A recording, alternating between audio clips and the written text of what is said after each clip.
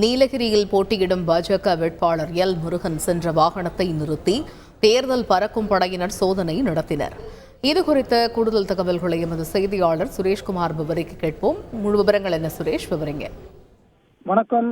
எதிர்வரும் 19ஆம் தேதி நாடாளுமன்ற தேர்தல் நடைபெற உள்ளது. இதனால் இறுதிக்கட்ட பிரச்சாரங்களில் வேட்பாளர்கள் வாக்கு சேகரிக்க சுற்றுப்பயணங்கள் மேற்கொண்டு வருகின்றனர். இந்த நிலையில் நீலகிரி நாடாளுமன்றத்தில் பாஜக சார்பில் போட்டியிடும் எல் முருகன் இன்று உதகையில் இருந்து மசனகுடி வழியாக கூடலூர் பகுதிக்கு பிரச்சாரத்துக்கு வந்து கொண்டிருந்தார்.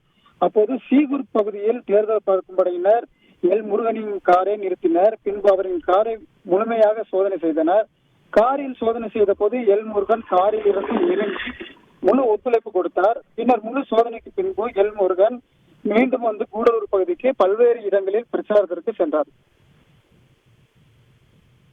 தகவல்களுக்கு நன்றி சுரேஷ். செய்திகளை உடனுக்குடன் தெரிந்து கொள்ள உடனே சப்ஸ்கிரைப் பண்ணுங்க.